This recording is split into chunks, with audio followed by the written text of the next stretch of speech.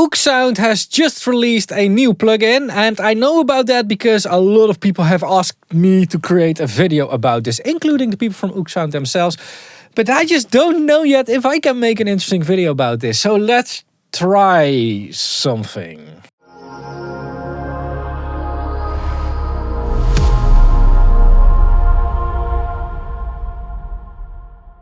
Alright, the new plugin from Oeksound is called Bloom, and their slogan is what we wish an EQ would do. I already think I know where this is going. It controls irregularities in a rough sound, increases warmth, clarity or brightness in a safe and controlled fashion, transform the tone of a sound with natural sounding results, track through Bloom with low latency mode. Okay, cool. Find your tone with Bloom. Bloom is an adaptive tone shaper. Makes sense to adapt to the signal that comes in. Yeah, it analyzes the character of a signal and applies corrections to the perceived tonal balance for a more even and refined sound. Also lets you shape the tone and character of a track, for example by adding warmth, brightness or clarity. This thing basically balances out your track, I think, in terms of EQ balance.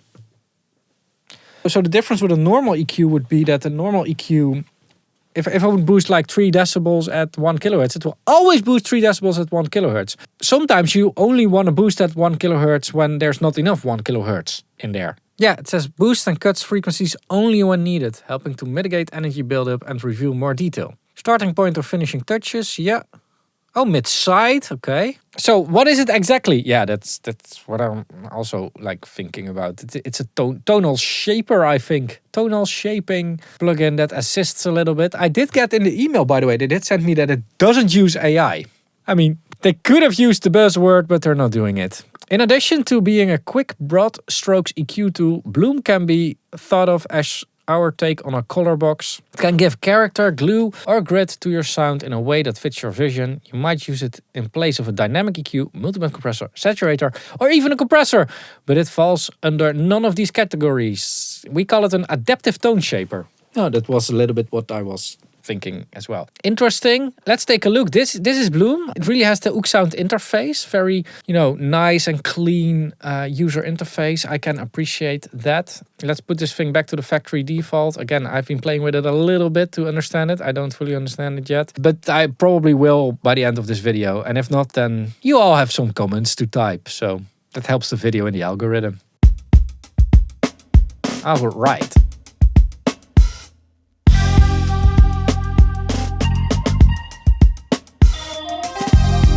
Oh, nice.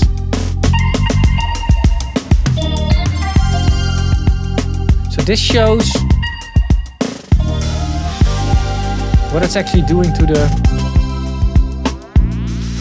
frequency. So does this white stuff mean that it boosts over there?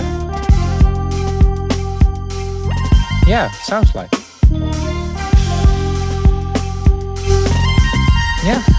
Yeah. And then it just cuts out whenever there is enough frequencies there. Okay, so in a normal EQ, when I want to boost highs, I think this is boosting highs. It would just boost the highs, but over here it would just check at like, hey, whenever there are highs, we're not boosting it, and whenever there are no highs, we're boosting it a little bit. A bit of the same as you would achieve with a... Yeah.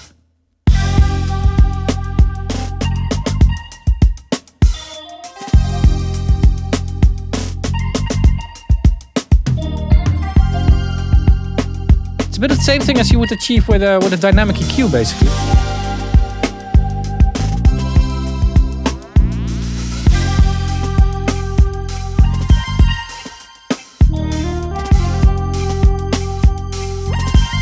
This user interface, by the way, is genius. Like both gain and EQ, frequency, sorry.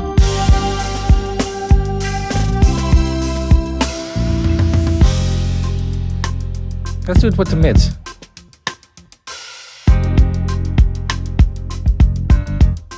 I mean, I get what they're trying to...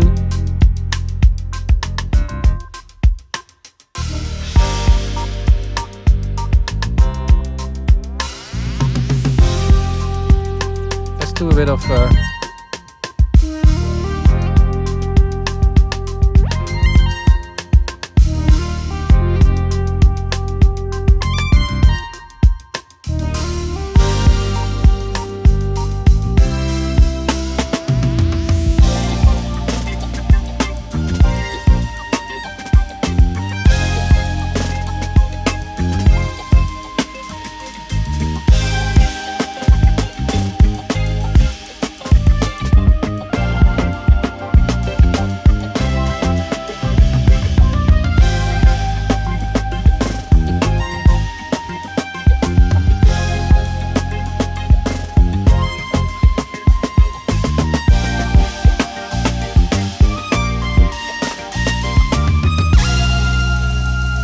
I get it. This is really indeed what we wish an EQ would do. It's not an EQ. It's not a compressor. It's tonal shaping, whatever it was called. She would love this to be in a fab filter interface. So not with these sliders, but just like a big analyzer and just being able to create the bands however you want. And then in the background it would adjust. It would also require some attack and release settings, of course, because with the attack and release, you can basically, it has to respond to the incoming signal. It works as a dynamic EQ, basically. It's more a dynamic EQ than a compressor.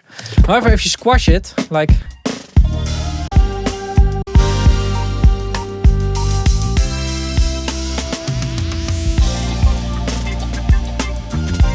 it's more a compressor. It's interesting how it responds. It's basically, this isn't the first plugin that is doing this. I've seen this before, so it's not that weird, but it's a bit of a twist for my brain, at least, because I've always learned to use traditional EQs and stuff. However, what I've seen more recently, and this is actually something that is not necessarily something for Bloom. We can also use Soothe or Spiff, I think. For that. Definitely Soothe. Or what I'm seeing more and more is that I do need to use tools like this more and more to basically regain some quality, regain some sound. How I'm doing that right now is by using dynamic EQing. I do that in the Pro Q because I'm seeing a lot of sound signals becoming a bit harsher, and I think that's a combination of using cheaper microphones and cheaper interfaces. Like there are a lot of interfaces on the market that sound okay, that have an okay preamp and an okay converter, but stacking all the okayness on top of each other from the 4 kilohertz area upwards, things start to get a bit harsher. And I don't want to necessarily say that that's literally the 4K and upwards source. It could also be a distortion product coming from a lower frequency. I haven't figured out yet what it exactly is. But in some productions, I really hear that it's getting harsher. And that harshness is dynamic as well. So whenever things get more intense, things get harsher.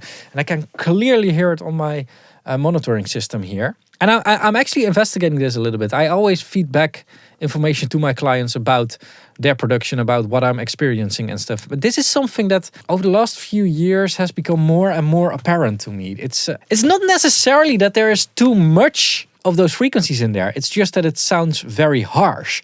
And the way to prevent it right now, apart from, of course, digging into the production and figuring out where the exact error is and making sure that it's being recorded better the next time, the fix is using tools like this. This is a nice tool to fix things like that, because with just an EQ, you cannot fix such a problem. And of course, you are basically masking the problem by EQing it away a little bit so that it doesn't sound that harsh anymore. But in the end, it doesn't sound open. Like those frequencies should sound very calming and open. Not in all productions, by the way, but in most productions they should sound like that. So of course it's a masking tool then, but that's something that I would use this for. I'm just thinking about use case for me.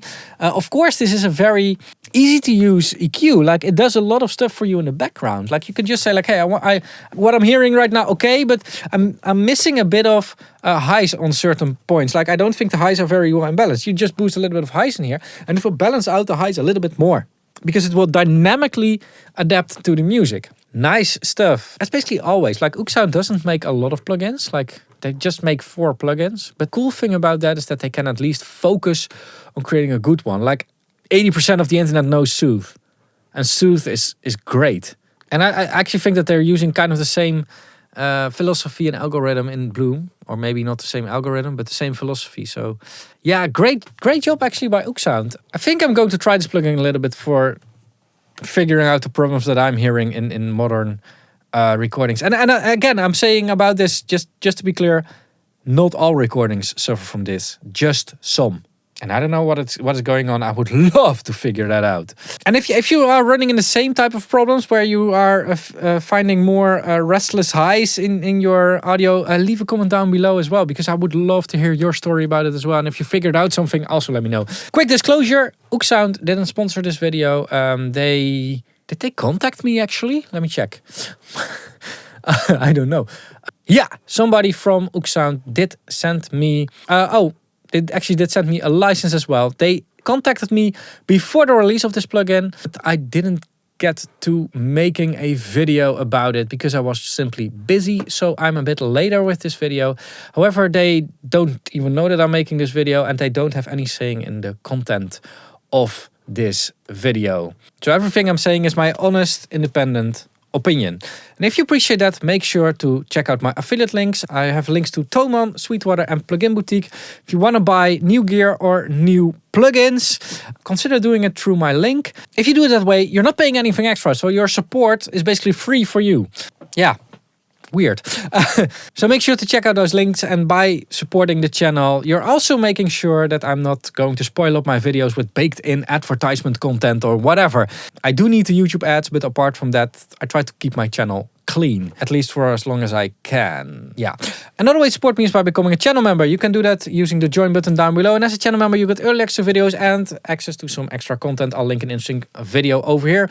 Last way to support me and the whole YouTube platform is by staying on it and watching more videos. Link an interesting video over here. Thanks a lot for watching. Keep pushing and bye bye.